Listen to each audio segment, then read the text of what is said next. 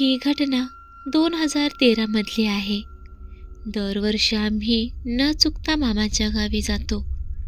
तसेच त्यावर्षी पण परीक्षा संपताच आम्ही मामाच्या गावी गेलो होतो. लहानपणापासून मला कोकणातील वातावरण खूप आवडतं. तिथल्या भूताकेतांच्या गोष्टी खूप वेळा ऐकल्या होत्या, पण माझ्यासाठी ह्या काल्पनिक गोष्टी होत्या आणि मला त्यावर अजिबात विश्वास बसत नव्हता. जर खरं असं असेल तर मला त्याचा अनुभव घेण्याची खूप इच्छा होती. मामाच्या घरचे कुटुंब फार मोठे होते. सगळ्यांची आंघोळ होईपर्यंत दुपारचे 11 व्हायचे. त्या दिवशीही तसेच झाले. मे महिना असल्यामुळे पाण्याची टंचाई होती, म्हणून आम्ही कपडे धुण्यासाठी जवळ असलेल्या नदीवर जायचो. आज मी आणि माझी आजी आम्ही दोघीच कपडे धुण्यासाठी नदीवर आलो. खूप कपडे असल्यामुळे धुवून होईपर्यंत दुपारचे 12 ते 1 झाले असतील. असं म्हणतात की जेव्हा सूर्य डोक्यावर असतो म्हणजे मध्यान्ह होतो, तेव्हा नदीवर शक्यतो कोणी जात नाही. पण मी एकदम बिनधास्त मुलगी होते. सहज म्हणून मी आजूबाजूला नजर फिरवली, पण कोणीही दिसलं नाही. मला वाटलं की आमच्या गावातल्या अजून काही बायका कपडे धुवायला आल्या असतील, पण त्या नदीकाठावर आम्हा दोघींशिवाय साधं चिटपाखरूही नव्हतं. परिसर अगदी शांत आणि भकास वाटत होता. मे महिना असल्यामुळे उन्हाचा जोरही आता वाढायला लागला होता. मला खूप त्रास होत होता. कधी एकदाचे कपडे धुवून होतील याची मी वाटच पाहत होते. काही वेळानंतर मी पुन्हा उठून उभी राहिले आणि आजूबाजूला कोणी दिसतंय का ते बघू लागले. तसे मला नदीच्या पलीकडे एक बाई आमच्या दिशेने चालत येताना दिसली. एक विचित्र गोष्ट म्हणजे तिने वेगळीच नारंगी रंगाची साडी नेसली होती. केस मोकळे सोडले होते. सहसा मी गावात असे कोणाला पाहिले नव्हते. मोकळ्या केसांमुळे तिचा चेहरा मला नीट दिसत नव्हता. पण मनात विचार आला की आता काही वेळापूर्वी पाहिलं तेव्हा कोणीच नव्हतं. मग ही बाई अचानक कुठून आली आणि कशी आली? माझ्या मनात शंकेची पाल चुकचुकली.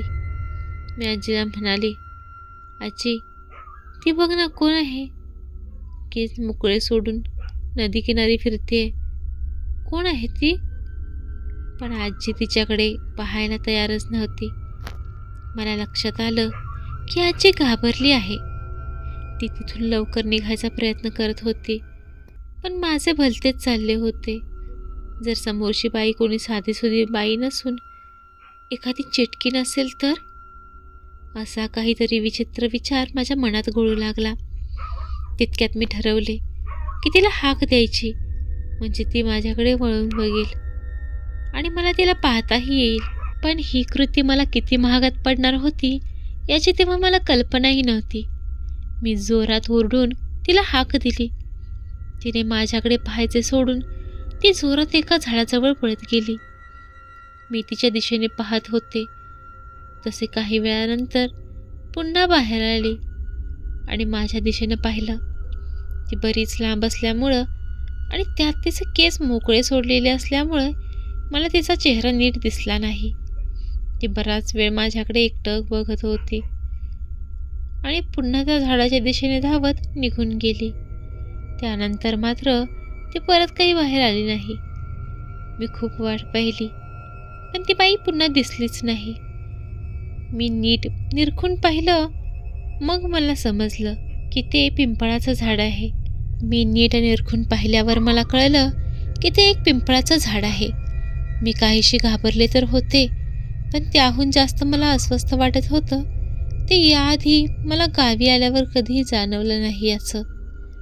काही दिवस सुरळीत गेले, पण त्या रात्री मला खूप भयानक स्वप्न पडलं. मी एका अनोळखी ठिकाणी आली आहे. मला एका बाईच्या रडण्याचा आवाज ऐकू येतोय. मी त्या आवाजाच्या दिशेने गेल्यावर मला एक बाई रडत बसताना दिसली.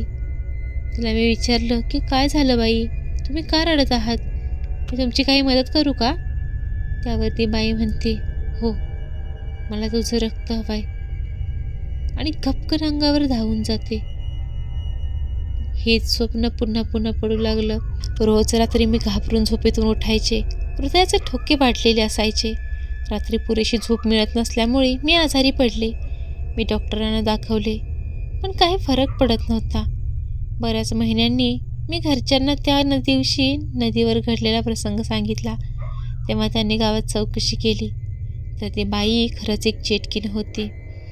मी तिला डिवचले होते म्हणून ती मला त्रास देत होती. नंतर एक विधी करण्यात आला आणि माझी तिच्यापासून कायमची सुटका करण्यात आली. पण या प्रसंगानंतर मात्र मी नको तिथे मस्ती करायची सोडून दिली, कारण तो प्रसंग माझ्या जीवावर बेतला होता. ही भयकथा तुम्हाला कशी वाटली कमेंट करून सांगायला अजिबात विसरू नका. व्हिडिओ आवडला तर व्हिडिओला लाईक आणि चॅनलला सबस्क्राईब करायलाही अजिबात विसरू नका.